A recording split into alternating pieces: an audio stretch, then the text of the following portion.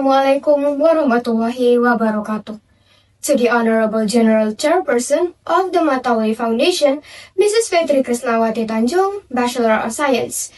To the Honorable Principal of High School Matauli Pandan, Mr. Deden Rahmawan, Bachelor of Education.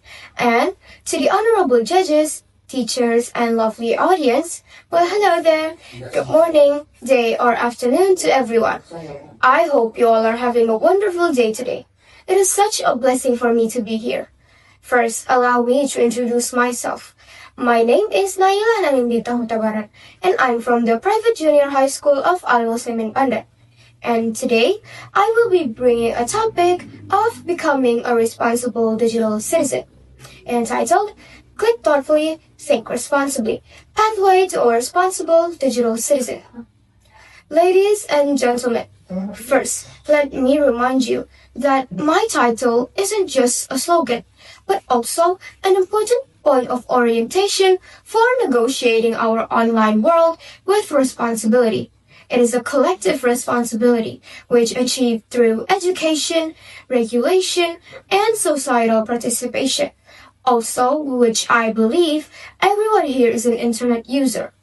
Smart thinking and the thoughtful use of social media is very important for nowadays.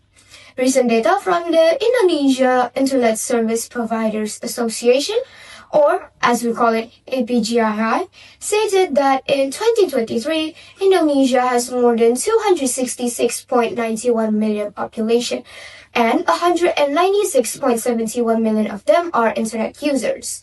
This makes us one of the largest digital population in the whole world. This connection, of course, has a lot of advantages.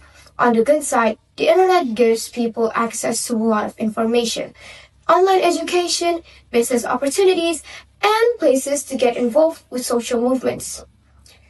Alongside the benefit itself is how the internet let people learn, work, and even communicate to each other all across borders.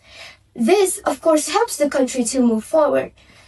As various types of social media continues to grow, there are also more cases of abuse on the social media itself. Research from the Kata Data Insight Center, released by the Ministry of Communication and Information Technology, or as we call it, Kominfo, in the early 2023, it shows a decline in the Digital Ethics Index Indonesia Society from 2021 to 2022.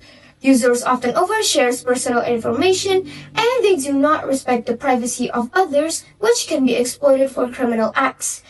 Nowadays, the misuse of social media is what threatens the morality in Indonesia, and the fact that many adults in Indonesia ignores that the moral ethics are no longer relevant in Indonesia digital society. Ladies and gentlemen, there are many behaviors that threatens the morality in Indonesia when we do not use the social media correctly. Some of the behaviors are, first, the lack of digital literacy, lack of understanding behavior in the digital world. Second is a lack of regulation and law enforcement. Non-optimal law enforcement made some users feel free to violate the ethics on the internet. Third, emotional attitudes. Social media users are often carried away by their emotions, which can trigger conflicts on the internet. Last but not least, the inability to control their behavior. Studies shows that many people often cannot control their behavior in the digital world. Why is this important, you may ask? Then I think let me answer that question for you. To a certain extent, the digital life actually represents a real human life, where there are many human activities inside of it, including those who are related to other people or the public, are carried out through the social media itself. Without ethics and etiquette, the digital life will not be sustainable.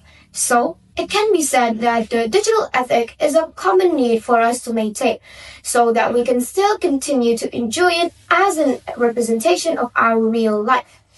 This digital ethics became even more important after the number of inhabitants of the social media, or as we call it in netizen, increases, and so does the impact. Right now, Indonesia is facing a decline in the digital ethics, where misinformation, cyberbullying, and hate speech can spread very easily, while many users continues to express their opinions without considering the impact to it. To strengthen the digital ethics, guardians should teach a more responsible online behavior, while social media platforms should address harmful content more effectively. At the same time, individuals should verify information, respect others, and use the social media responsibly to create a healthier online environment. Clicking thoughtfully means acting ethically. Some of the behaviors are protecting our privacy by using passwords and ignoring suspicious links. Second, verified information. Third, engaging respectfully in the digital world.